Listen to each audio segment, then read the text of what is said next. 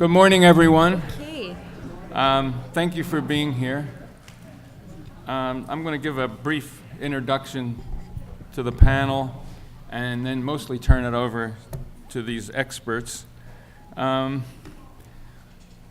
night, if you were at the movie about Roger, you heard him say that movies are a wonderful empathy machine. And in some ways, that comment, as Roger always did, cuts across multiple fields of thinking. Empathy and the way empathy is so important in people's lives and the stories that people carry around with them and how important they are, one's personal story and the stories that other people tell about oneself, as well as the stereotype stories we have about people. And in some ways, what this panel is about, this panel is sponsored by the Champaign County Alliance for the Promotion of Acceptance, Inclusion, and Respect. It used to be called the Anti-Stigma Alliance. So what you got there are both sides of that equation, now said in a more positive fashion. And I just want to give some credit to I'm going to quickly name the agencies, the organizations that are a part of that coalition. The Access Initiative, a local youth organization, Champaign Community Coalition itself, the Champaign County Developmental and Disabilities Board and Mental Health Board, Community Elements, Crosspoint Human Services, Cunningham Children's Home, Developmental Services Center, the Disability Resource Expo, Family Service of Champaign County, National Alliance on Mental Illness, Parkland College Counseling and Advising, the Pavilion Behavioral Health System, and the University of Illinois School of Social Work. That's quite a coalition. And my role in that is I'm a member of the Champaign County Mental Health Board, which is how I get Peter Tracy, who's the executive director, and Lynn Canfield. I'm not used to this quite. I'm way out of my element here. Lynn Canfield, who is very much responsible for the developmental disabilities programs with the mental health boards and the developmental disability boards, somehow talked me into moderating this. So what I want to do is say that we've got, maybe just as a context for who these people are, we have different professions. It means different perspectives on what? Well, I thought we were going to only be talking, my original thought was we were going to be talking about the movie Short Term 12 primarily, but we're going to try to be even broader than that, since that also addresses all kinds of questions of the sort that I just mentioned that the coalition is interested in. So we've got actors here. I understand Keith Stanfield had a problem with his plane, so he's not here. But fortunately, we do have Brie Larson, who's the main character in this particular movie. And many of you will know her from lots of other things she's been in. If I went through everybody's credits for each of these people, it would take the whole hour. So all I'm going to say is, one that's jumped out at me, the Los Angeles Times labeled Brie as the It Girl of 2013.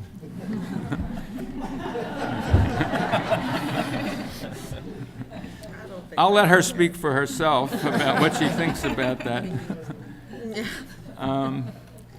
So we have actors. We have a film editor and writer, Tim Watson, who does, I believe, documentary film editing and writing.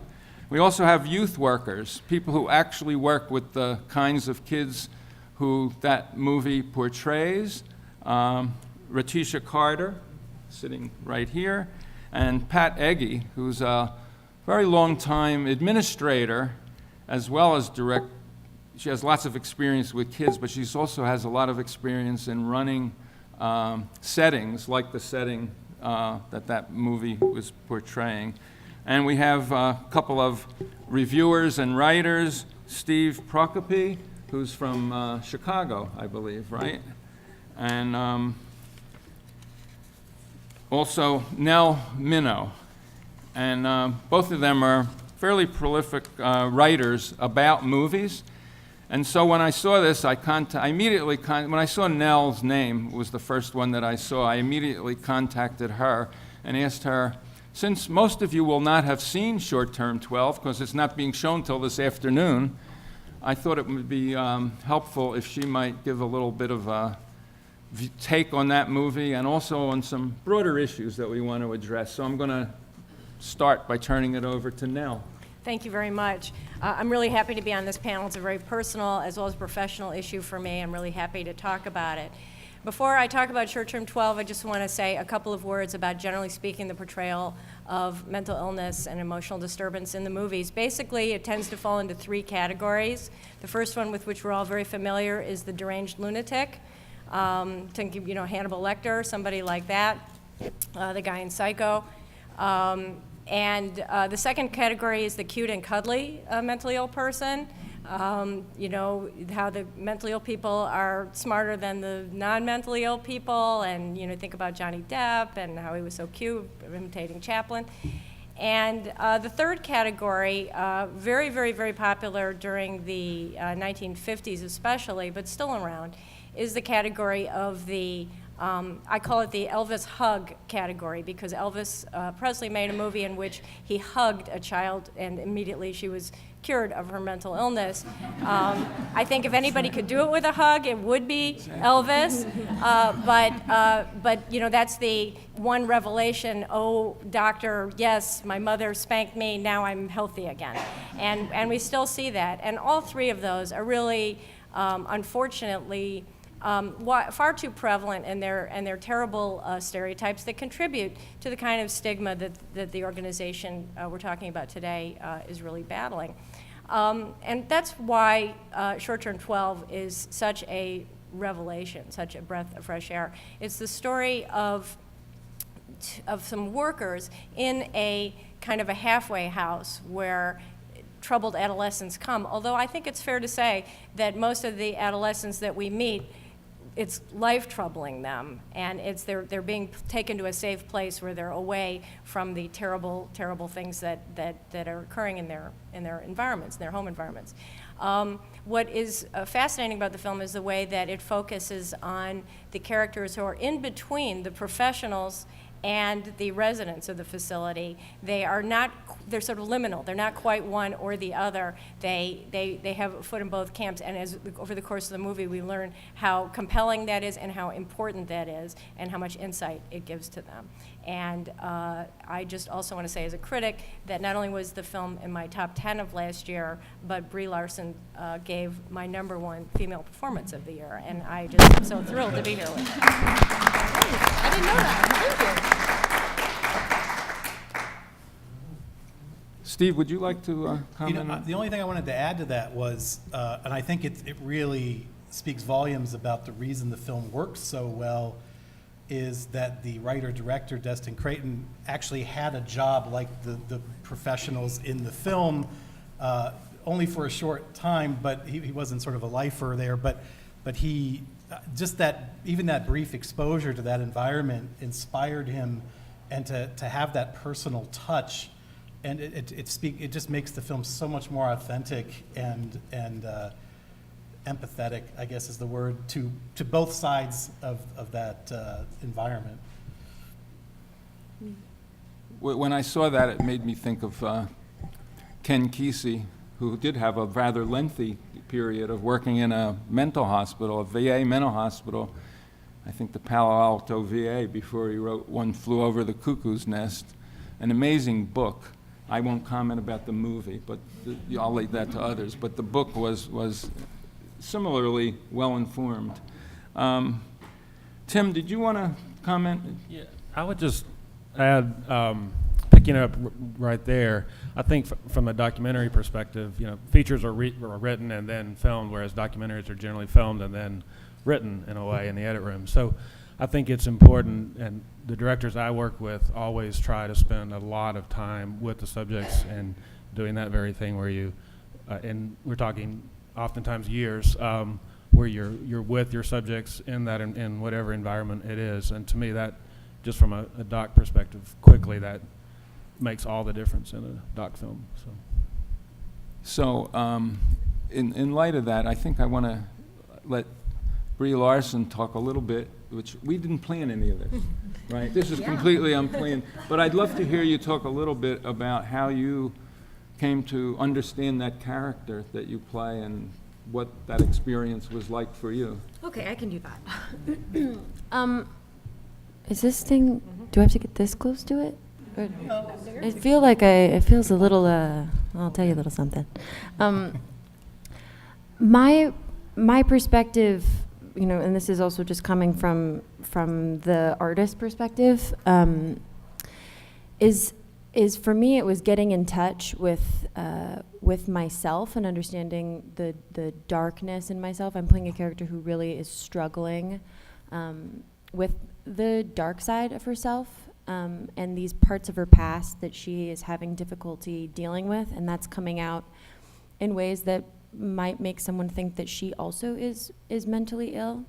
And the way that she's able to, for a long time, her way of dealing with it is by putting it to the side, and that starts to make those weirder parts of herself, those darker parts of herself, manifest even more, and she starts kind of picking at her thumb, and it's these things that you're watching in a very relatable way, I think, how when we suppress things, they start to come up in other ways. And she throws herself into these kids in order to try and get away from her own past. And it's not until she realizes that she has to unite with her dark side, she has to feel the pain that she's had from her past in order to relate and help these other kids. And it's actually that pain of her past, which she thought was the worst part of her, is actually the most beautiful part. The weakness becomes the strength. And that, for me, goes beyond, I think it deals with a lot of mental health issues, especially things like depression and anxiety. I was a kid that grew up with all of those, and it wasn't until much later I was like, oh no, I just had to deal with myself. It's not that big of a deal. You guys aren't scary. I'm not mentally ill. I don't need to take a bunch of stuff every day to feel okay. I just got to recognize who I am. And I think that that's why this movie has done so well, and is kind of, it helps with these social issues, but it also transcends beyond that, because we can all relate to just not really wanting to deal with the pain of our past, not wanting to accept that, and being afraid to see that as the thing that is our biggest superpower, the way that we can all unite together and look at each other and find new ways to love one another. So would you consider coming to graduate school in psychology? I think you've just been accepted. Yeah. Full scholarship. I think, I know there's plenty of people in this audience who are quite informed about these issues, and we definitely want to have a chance for some interaction. Right now, I'd like to just get a little bit of a comment from the two people on the panel who actually do this kind of work. Ratisha, who works with youth and is quite, actually wins awards for working with youth. And Pat, who has been a mainstay of child services in this community for 36 years, maybe, something like that, at Cunningham. Just aged me, yes. So I really want to hear a little bit of your sense of what you think about these issues, what your reaction was to the movie, if you saw it, and just how you want to relate to this. So please, go ahead. So for me, as Bree was talking, two things that stood out was being trauma informed as well as peer-to-peer support. So one thing that I always say is I try not to ask the youth what's wrong with you, but what's happened to you. And so there's a reason for why youth are the way they are, maybe, and you never know what a person past has what they have gone through. And so therefore, if you can understand that and help them pull through it, kind of like what Bree was saying, and they have to go back and sometimes revisit it and learn to cope with it. It helps me as being like a mentor, a friend, youth engagement specialist would be my title. It helps me help them. peer-to-peer support, that's taking the knowledge that you know, your experience, and actually helping out others, saying, hey, I've gone through this and I've gotten through it, or if I'm still navigating the systems, you can go on my journey with me, we'll help each other, or I can tell you how I was able to get through it. And so I really emphasize youth to share their stories. And even though there's a stigma behind, you know, mental health and so forth, it's okay to talk about it. It's okay to seek help. And so ideally, I try to build a platform for youth to exercise their voice, and also have a chance to network with their peers and be that youth representative in the community that's saying, you know, you can do this, I've done it, you can do this. Thank you. Cool. I'll say I did see the movie, and it was an extremely challenging movie for me to watch personally. And in some ways, it went back to more of the 80s of group homes. And so when you watch the movie, you'll see probably, at least in Illinois, that is the perspective of when I was a direct care staff. And I'll have to say, the dark side is truly what you have to do in this work, is recognize when you're working with young people who have gone through so much, whether it's trauma, the mental health issues because of something actually chemically in their body, or whatever those dynamics are. It really is about the person and that relationship, and that's really what makes the healing. And I look back and it's almost embarrassing because, you know, I've been around now and I know so many things I did wrong as a youth care worker. But back then, that was the right thing. And so you get perspectives on how mental health and the kinds of services we have offered today. And to have Ratisha sitting next to me, and this is where the world's going today, we're empowering and looking at that dark side and using it as a strength. Many of the young people we serve do not have dreams. They don't know how to dream, and we saw that in the young people, and that was in the movie, I think, that Marcus in particular, who just couldn't see past, I think, family members being in prison and some other things going on with him, that it was so hard for him to see him being anything different than what his family was. So I think the painful parts is just watching young people go through that. And we see that all the time in our work, but it's also, you know, there's a beauty on the other side. So I think the movie really reached to that deep soul part of the work we do. And even today, although it took me back to the 80s, the group homes today are very different. And it much more is like a psych hospital setting and much more contained. But it clearly was a moving movie, and I don't like roller coaster rides, but I was on a roller coaster ride. But it was very good emotionally, and certainly the empathy, what you feel in the person you become, and that is kind of my final statement as a professional, is I've become so much better person and a human being in working with young people, and I constantly feel the resilience of people who, especially with mental illness, and because that's the work I've done, and especially children, it's powerful in working with young people and the beauty in what each person can become. And we've had young people come back and work for us, not so much today because of the deep-rooted issues that the boundaries you need to be very clear with some of the children that we serve. But clearly, that many people who've been in the field will say that you just become a much better person seeing the resilience inside of young people who've gone through so much in their lives. Thank you. Yeah. I got to go shadow at a facility in preparation for the film, and I was really prepared to get kind of knocked out by this very dramatic, dark group home setting. And instead, what I was blown away by is these kids were so funny, so joyful, so wonderful and smart and talented. And then on the side, I would hear these stories that were so beyond horrible and traumatizing that I couldn't believe it. And I'm looking at these kids going, that happened to them? And what inspired me so much from it, and I think it shows in the film too, because it doesn't ever go too dark that you feel that there's a hopelessness, but the resilience of the human spirit is the most fascinating aspect of us. And I see it akin to when plants are fighting for light. You never see a flower that's just like, man, that other flower took all the sun, I'm just like gonna die. It grows. I mean, everything wants to move towards the light, and you watch that through these kids that although they've been given so little to work with, there's still that spark in them. And one of the things through the film that we show, and I've found to be across the board, we started doing this online too with the film, of encouraging people to get into the arts and to express themselves through that, whether it was, you'll see in the movie people are either drawing or they're singing, or I don't know, there's many different ways that people are expressing the things that they're going through, and I have found that to be a really helpful tool with kids in homes and also just teenagers that are learning how to like deal with hormones.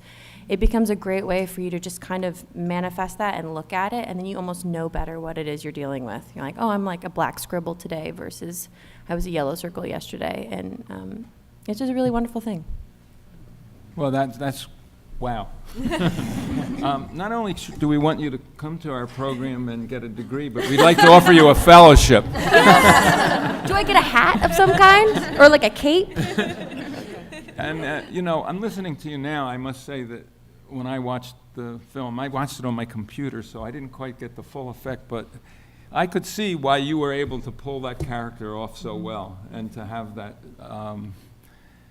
your fluctuation between unbelievable competence and unbelievable confusion was so powerful. And it just, so it was a very, very, you know, not, this is not my field, but just as a consumer, I'd say, wow, that was really great. And it's very helpful to hear you talk about your preparation and thought about it. The one thing that struck me, just speaking about the system that's portrayed here, were the minor characters that I resonated to, the characters, the young boy. There's a young boy who's new, and he is so anxious and so a worker, worried. not a resident. A worker. He's a worker. Yeah, I'm sorry. Yeah, I had one of the mental health workers there.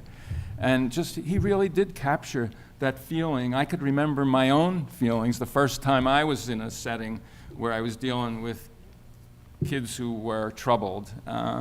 So I thought that was quite interesting. And also, then there were the administrators, those people who you had to convince about this. I don't know how much we want to go into Don't spoil it. blowing the movie, but go see the movie this afternoon for sure. But there is what I thought was captured quite well. I can remember, I was trained a long time ago. I was a graduate student in the 1960s, in which I was told that child sexual abuse was most likely what was called a screen memory, coming from psychoanalytic thinking. That is, that it was essentially a fantasy that most of the clientele you would have. And that was the accepted wisdom. And then we went through a lot of changes, and a lot of them are well known to people. They're public as well as professional changes. And by the 90s, people are saying, when someone says this happened, it happened. But you know, there's still a tension for people in those administrative roles. And I thought that tension, even though it was a very brief scene in it, there's a tension between what should we do as responsible administrators here, because people's reputations are at stake, there's a public issue, should we? At any rate, I thought the movie captured all of these tensions and frustrations very well. Well, and I think it went even a little bit beyond that, because in any work environment, you're always going to have the tension between the supervisor with the degree and then the person that does not have the degree and is working sort of on the front lines. And I thought that that was very well portrayed in the film, that there was this idea of, you're telling me my job, I've got the credentials here, and so I thought it was really a turf thing as well as a training thing. So I was going to ask Pat if she wanted to comment on that, being in that role. I will, but I wanted to go back to being the new worker, because I think you told the new worker to say no a lot, and then you can become their friends. And I remember saying that to people. I remember hearing it from people, and it isn't necessary. And I remember getting a lump of keys, and they said, "Your building's over there." So the training wasn't there, and I think that was so accurate, again, from years ago as a child care worker. But there is that relationship was so important. You do have to set boundaries with young people because they're still children, but you still have to have that relationship. And I wouldn't necessarily say today is friendship, but part of my job, and I'm going to go to my beginning of a career and then kind of end with as an administrator, because that's probably the most painful part of watching it, is my first job was in recreation. So I got to take kids, sports, art, music. You are absolutely right that's the piece, I think, in treatment today. We're missing the fact that these are children and that they have talents and they have skills, but no one in their world has seen that.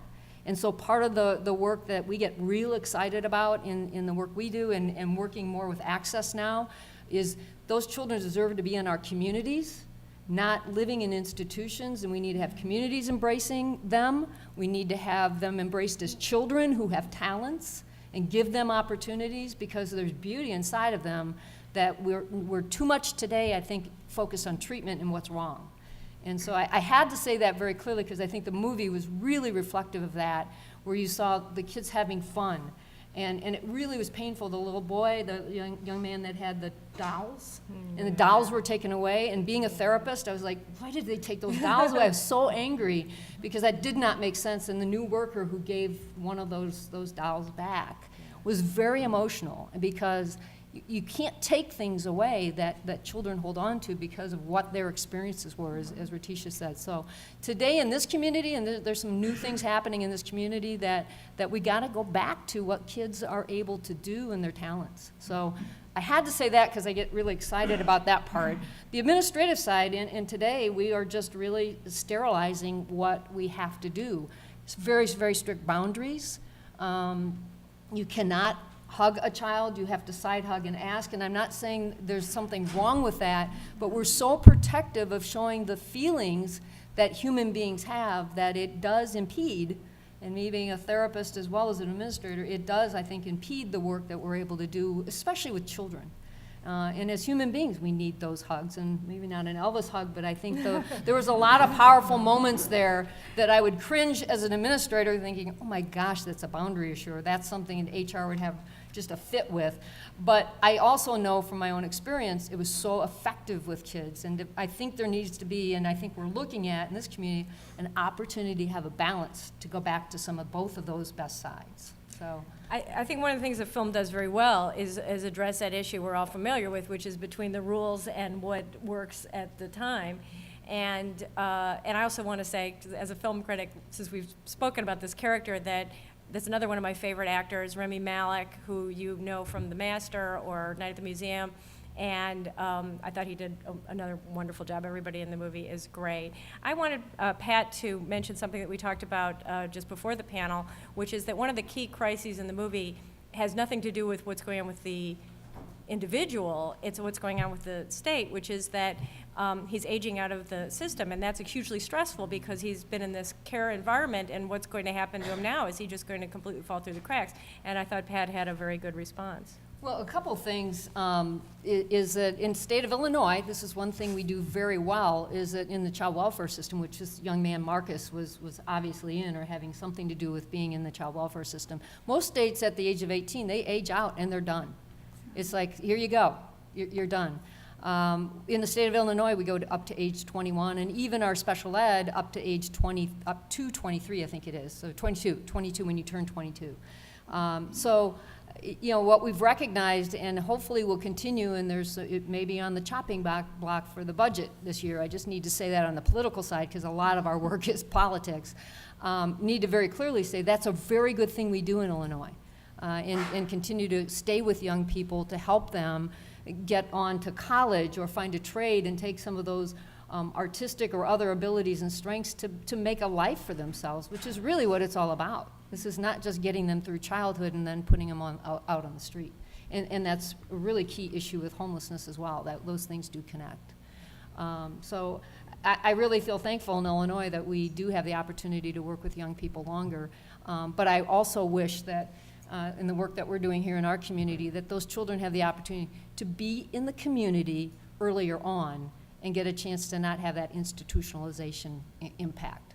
Although we have group homes and residential, and sometimes I feel bad about that, it's mostly because we don't have other options for kids. It's not because we're doing the wrong thing, it's just the best we have right now.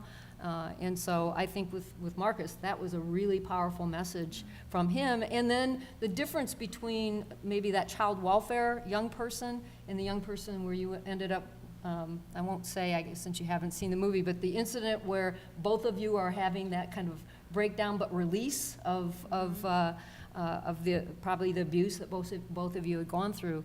I think that's really powerful. That was a very different family environment. So mental health goes across all different socioeconomic, all different environments, and it presents maybe very differently. But I will say resources are different for families who have resources themselves, and I think that's another dynamic that our community is embracing and trying to understand better as well. So as you were talking about building relationships, and still you gotta have that administrative role, it just made me think, I've done skateland, skateboarding, basketball, drawing abstract pictures, you name it. But I was still knocking out administrative things like getting to know the youth and collecting certain data, but it was bringing myself down to their world and keeping those boundaries, and through the performing arts, whether it's explaining what I need to explain through a song or poem, there are many creative ways to engage with the youth that's not the traditional just sitting across from them. So it doesn't seem as like normal or office-based.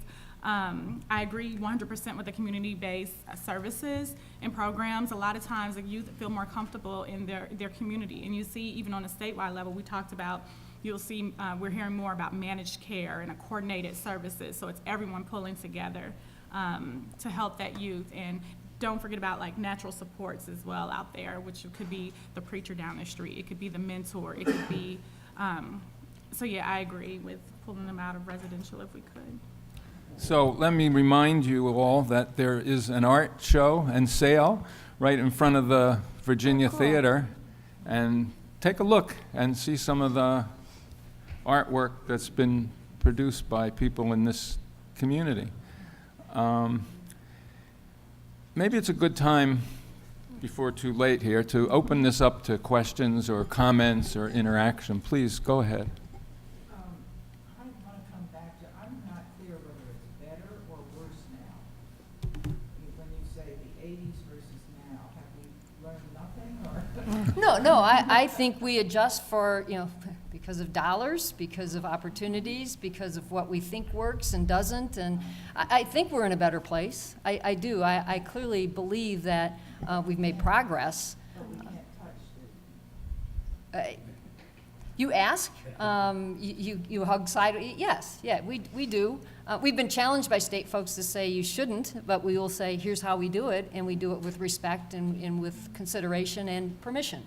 So you find ways to work through those things. How is it better then? How's it better?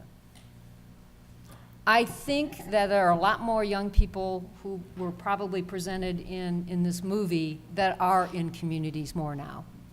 They're back with families, family members that they are staying connected with, communities that are more embracing. So I have seen adjustments in the system. Well, it's not so focused on the kid and what's wrong with you. Right. Yeah. The thing that we have a space in Los Angeles. It's the first one that we have there. I don't know if you guys have this here, where instead of just focusing on the kid, they're trying to find the closest relative to the kid. And then instead of just doing therapy on the kid, they're also doing therapy with whether that is the mother that they haven't seen in a while, or the aunt, or the grandmother, or the godmother, or the cousin, or whatever is the closest. And they're doing separate therapy for both of them, therapy together, and then following them, I think, through the first 2 years maybe of them being integrated together. Well, and clearly the movie shows very well, and what is in practice today is that group homes and institutions do provide a safe place for children to be. And children who are doing some extremely severe behaviors to themselves and to others. And so having those children in that community when they cannot self-regulate and understand themselves and haven't had that opportunity to see the strengths. So I do think we've made gains. It's just it's going to be a field you constantly have to move, and it's going to be moving quickly, and we need to do that for a variety of reasons. So I think we're in a much better place. But I agree that the treatment has to be much less about talk therapy and more about finding that resilience and going into the strength. So if anybody in this room, if you all said, go ahead and change your weaknesses without recognizing your strengths, none of us would succeed. And so we're getting back to some basic just humanness and the darkness. I think we all have a dark side, and we all have things that have happened to us that we are working through, and I think that's just part of being human. And you put that in a children's brain who's now, especially with trauma, we know that it makes an impact on the brain. We have to help them get to that safe place so that they can get to family members and be able to have that family heal as well. And I think, One question. I was wondering, when Bree said in California they have a support system where they are also educating the community, so that when a child goes into a community setting or a family setting, that they can,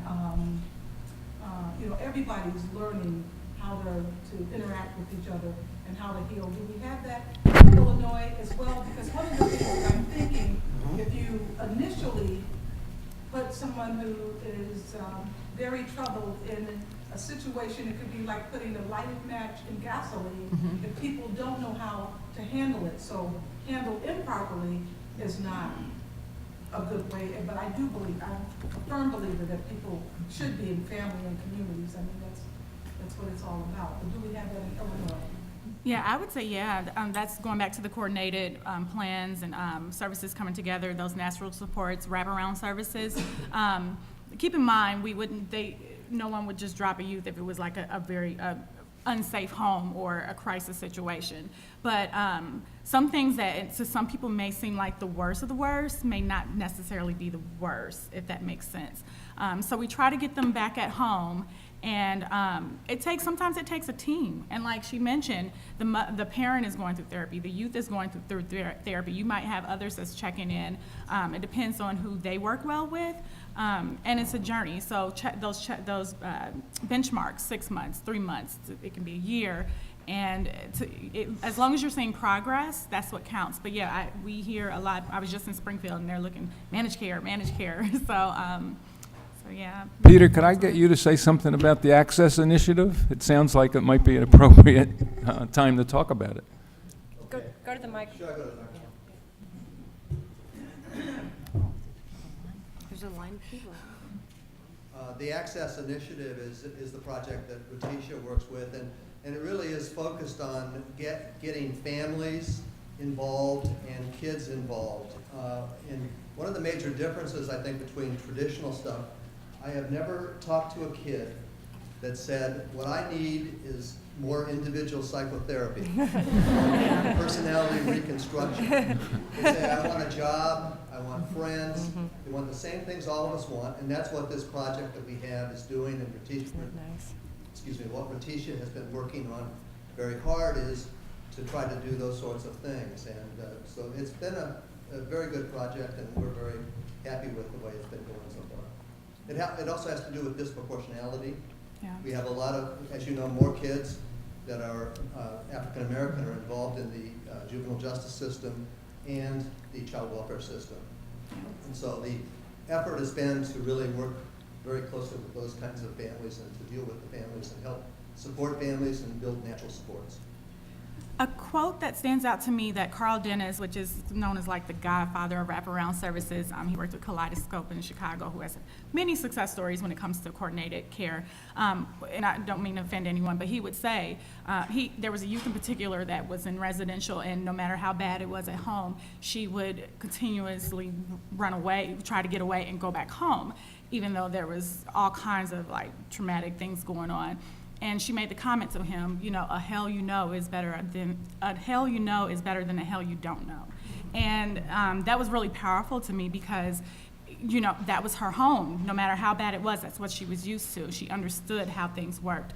So again, being trauma informed and understanding and trying to work with them so that the family becomes resilient and slowly, it's not going to happen like that over magic. I wish we could wave a magic wand. It would make our lives easier. You may not even need us if that was the case, but it's going to be a journey. I just realized there are people waiting in line to ask questions. Please. Julian, I think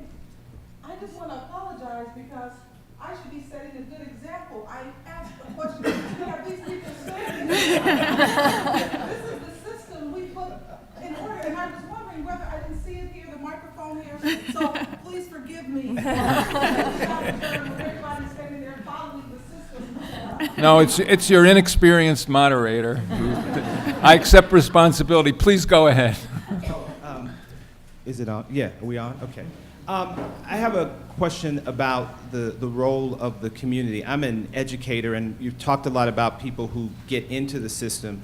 What can we do about those kids that don't get into the system? And we become, in some ways, the first responders to these type of issues, but there seems to be all kinds of barriers for HIPAA and FERPA and all these kinds of things that we have to encounter just to sort of follow up on how our kids are doing and how the situation is working for them. So if you can speak to sort of what would help us as members of the community to help those kids that don't get into the group home or don't, where are the services that we can maybe point to and use that would help those kids as well?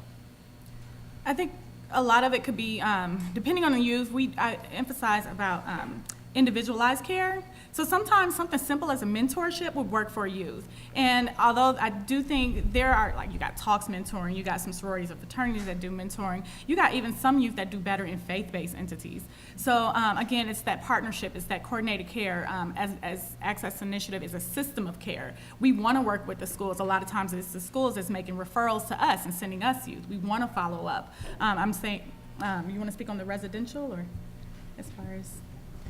The community base? Yeah. I'm going to say something a little more philosophical because I think that it's kind of a premise of do you wait till a family or a child is so much in trouble? Oh, yeah. Or do you look at, and you take the health field, do you wait till you have a disease and you're in the third stage, or do you look at wellness? And I think some of it is a cultural shift for the community to recognize that it's a whole lot better to recognize something happening very early on and doing something about it. And so it's just not turning a blind eye on when you see some very fundamental things happening with families and with schools.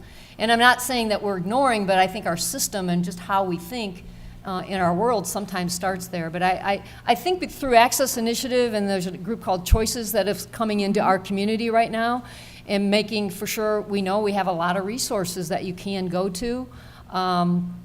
Catch it early.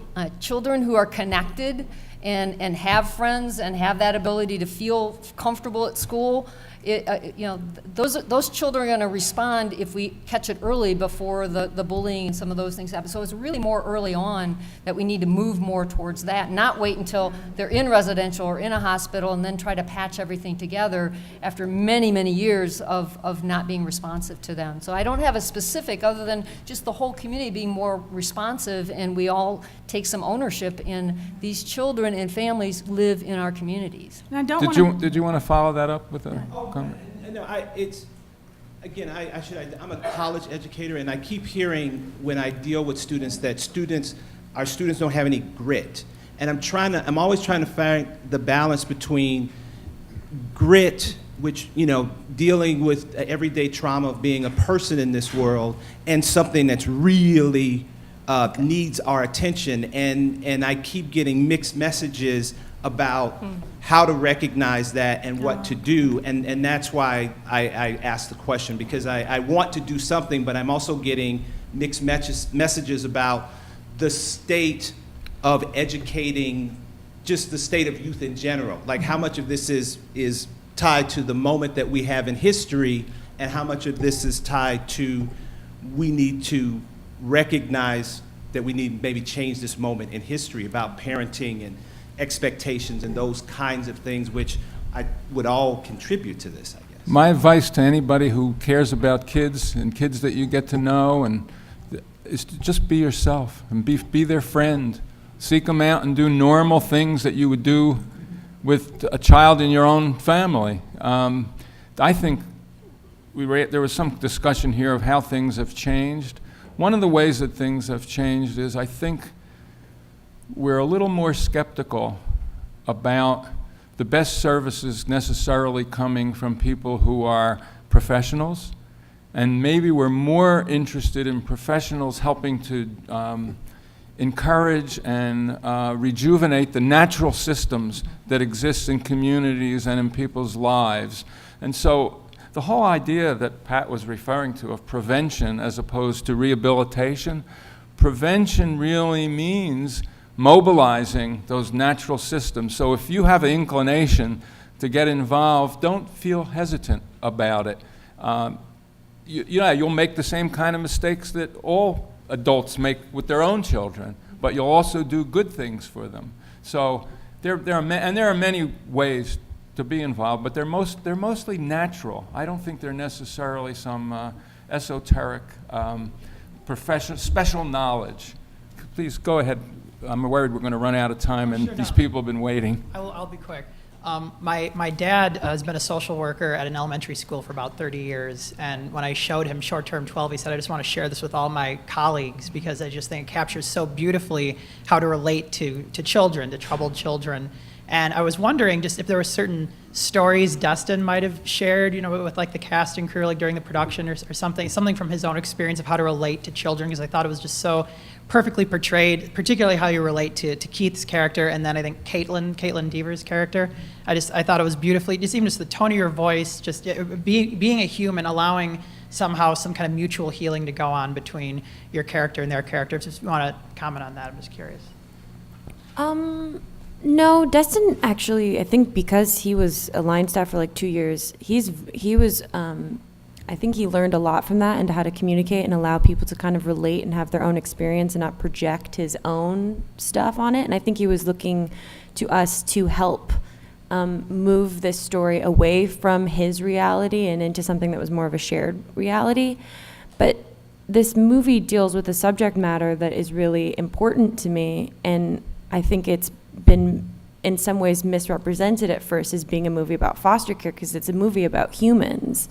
It's a movie about people, and it's this thing that whether you want to look at the foster care system as a public schooling system, we have decided that every human being is the same and learns things the same, and that there's these boundaries, when in fact we're spiritual, energetic beings. We have feelings, and we're feeling the energy that's tangible in this room, and it's something that we're forgetting by creating such strict boundaries for everything. And the main thing for me in dealing with this, in approaching this movie, was I had to get in touch with myself, and I had to understand the dark parts of myself and allow myself the opportunity to expose them and show them to somebody and really feel the love and relate and healing that goes through that. And you see with these kids that it's not just, you can look at their parent, you can look at any character in this movie's parent and go, wow, that was a really crummy parent. Well, why are they a crummy parent? It happened before that, and it might have happened before that. Even small things for me, I realize I have a really big issue with keeping dishes in the sink. For years, it's been this trouble, it drives me nuts. I can't go to bed without doing the dishes. And I realized that's not me, that's my mom. My mom was the one who didn't like the dishes in the sink, but I've acquired that. So imagine all of the other weird eccentricities that we're acquiring. So what Pat is saying is amazing, because if you want to help the community, help yourself, understand why you're the weird, unique, wonderful, dark person that you are, find ways to relate to other people on that, understand that we come from a heritage that's so far beyond our line that we could possibly understand, and use that as a way to communicate with others, bring people together through that. It's these things that we think are so dark and scary are not so dark and scary, and this movie has been out for, I think, almost 2 years now, a year and a half, and the life that it's had beyond making it, and it goes beyond language. We had a crazy standing ovation in Switzerland where they speak everything other than English, and it was one of the most powerful experiences I've ever had. We want to get to this place, and these children that we are at this point kind of forgetting or pushing aside are our greatest superheroes right now. They're the ones that we want to be sitting here empathizing with people because they understand it. Not the ones who have been wealthy and rich and don't know what anything is except donuts. We want real people, so let's nurture those people. That's all I got. I've got to tag onto that because I have goosebumps. So I just, and that's an obvious sign. And one of the things I didn't want to leave here today is there is a young man, because you didn't see the movie, there's a really positive place where one young man has the success as he leaves, and it was a simple success, and I think that's the beauty of this. He actually is able to have a date, and he's successful, and so it's the young man who you wonder when he leaves, because he's aging out, is he going to make it? And this movie does exactly that, which was one of the applause moments for me, because that, as an elder in the agency I'm in, because I've been there so long, those success stories are so important. And I can tell you about Kevin, who became a professional drummer, because we, who had that relationship with him, saw that he could do music in ways that we have never seen a kid do music. And we had people from here to come over and teach him from U of I, that he excelled what their abilities were as a percussionist. And so he went on the Air Force Band. And so that is what it is about. That is what juices us up in what we do in this work. That's what keeps you coming to work every day, is you see those small moments, and you see some really huge moments where these young people are successful, and they should be sitting up here now, because many of those young people are in their 30s and 40s. They are successful after going to hell and back. And that's what I think this movie really very powerfully at the end brings in, and I think that's the importance of it as well. There's two more people been waiting, and I'm going to Three. make sure they get Three. their questions. Three. Three? Okay. Three. Okay. Go. I just wanted to follow up with what Nell said in the beginning, with the responsibility of movies and TV to show depictions sometimes that, are faintly realistic of what it's like to have mental illness and how people deal with it and who they really are, because I'm feeling guilty because I kind of like Hannibal Lecter, and I like that character. I love that he's crazy, but obviously that's an extreme example. But you think of how many TV shows have all these crime shows. Everybody is, their motive is usually that they're a sociopath or a psychopath or whatever path, and it's extreme examples that we see, and we're entertained by them, and yet, that is, as you say, our feelings about what a mentally ill person is comes from these images, and we're bombarded with them. And Steve, you work for Ain't It Cool, so, those genre films are responsible for a lot of those depictions, and that's not to say, they're not entertaining. That's one of the goals of TV and movies, but they do kind of do some damage in how people react to reality then. And I just wonder, how can you can't take away the drama of a movie or a TV show, but you also have some responsibility there. Well, I mean, Nell can probably back me up. You watch a movie like Short Term 12, holding your breath a little bit, because you keep waiting for them to trip and to get something wrong, and it's such a fine line between just getting it right and authenticity, but then you're right there next to stereotypes and exploitation, which is, I think, what you're saying. But this film does it with a series of very small moments. I don't think, one of the beautiful things about the end of the film is that none of the kids are cured. But there's small things that happen to them in the course of the film where we see them getting better, most of them.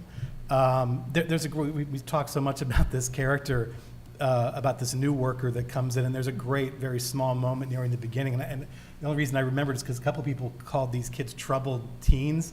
But isn't there a moment in the film where the kids kind of jump on him for using that expression? Yeah. And it's a wonderful moment, not just because it feels authentic again, but it's just like a very small moment where the kids are owning that they don't necessarily know where the anger or the depression or the rage comes from, but they know that there's something there, and it's a little bit related to patient advocacy and things like that. But it's just little moments like that sort of slowly accumulate, and as long as there's no huge dumb moment where it just gets they get it all wrong. No, certainly Elvis not. hugs. Certainly not. Just in case anybody wants to see that movie, by the way, which you should see just because of the Elvis hug and also because Mary Tyler Moore plays a nun. It's called Change of Habit, and I highly recommend it. But I love that you mentioned the end, because I thought that the last image in this movie was one of my favorite things I saw on screen all of last year. It is so joyous and so deep and so resonant, and it makes every character in the movie has some kind of getting better. You just said the workers are making progress, the kids are making progress, everybody's making some progress and learning some lessons. But as being professionals and dealing with this on a regular basis, when you watch TV shows, when you watch movies, do you sit there cringing, or does it bother you that this is really the pervasive view a lot of the I'm going to times? say one thing about that and then go to the next person so we can Sure. get through the, I had exactly the same experience from the professional point of view that you had as a movie reviewer. I was holding my breath. And I'm thrilled that, it didn't go over that edge. It was real. It was very real, and I think you're absolutely right. It was real because of the small things and the nature of the relationships that seemed real. And those kids are just remarkable. I've recognized those kids. I've seen them so whoever they are, I wondered if they're actors. Are they really actors? Wow, they're outstanding. And I want to say one thing generally about, because this is another forum, it may sound slightly off the topic, but it's not really. All this conversation about the use of guns and how many people are shot by somebody, and all the effort to speak about that in terms of mental illness is 100% wrong. It's a horrible social policy. It's a creation of a stigma about mental illness, and people with mental illness are less likely to engage in violent acts than, quote, normal people who are not diagnosed with mental illness. Mental illness is not the cause of violence, so just be aware of that. When I get upset is when those stereotypic presentations occur in which we somehow think of the violently mentally ill, which is a very, very, not only inaccurate, but harmful public narrative that needs to be changed. So if you have any opportunity to change that narrative, take it.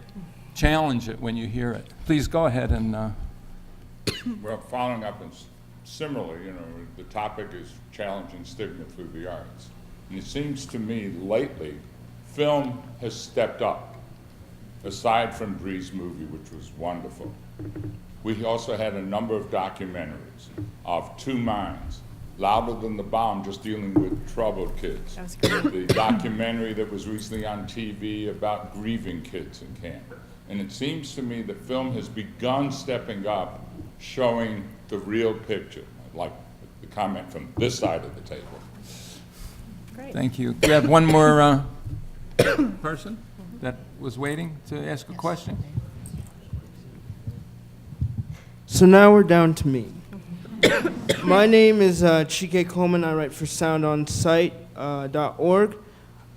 First thing I want to do is, there's a person on this panel that I've known for a very long time, and without them, I'm pretty sure high school would have been pretty much a nightmare. So I just want to take a second to thank Ratisha Carter for all the times that she came by to check up on me, to see how my day was, and it really means a lot. So it's because of people like you that I still remain the happy, sociable person that I now am.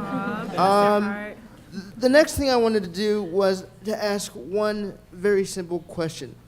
What little small moment inspired you or empowered you in your lives? And since Bree basically answered that question with her love of the art, who inspired her to do that? You said, I missed the first part. What or who inspired or empowered you to be who you are? What little small moment? Little small moment. I was blessed to be surrounded with good peers and good adult role models. And so whether it was from home or at school, whether it's, remember Miss Terry, for example? Yes. Yeah, it was those people who counted, who went above and beyond. So they encouraged me throughout college. I was a part of student support services, like some way to help. I didn't even go to school for social services. It was more of the public relations, social marketing, and then I kind of merged into my role. But when you meet those youth who you see that spark in their eye and have, and they come to you, and sometimes, and they pour out what's going on with them, and they trust you with it, because you along the way built a relationship with that person. That's the moment where I'm like, man, this is real. They trust me. I want to help. I need to be there. And so if I can touch as many kids as possible, that would be great. Also, one other thing that I wanted to say is that there's one other person who empowered me a long time ago, about 2 years ago. 2 years ago, I had just started writing about film. I wasn't very good at it. And I sent an email to Ignaty Vishnevetsky to give to Mr. Roger Ebert. And I really wasn't expecting anything, because it's Roger Ebert. He's this magnanimous, brilliant writer who pours his heart and soul into every single word he reviews. And on midnight of January 1st of 2012, I received an email from Roger. And I thought, oh, my life as a film critic is over. There's nothing I can do about it. And then that email came in when I was up late that night, and I was just like, that's my empowerment moment. That's my little small moment, my little victory in life, is that someone took the time to write me to say, this is what we do, this is why we love it, and here's the little bit I can do to help. Thank you very much. Thank you.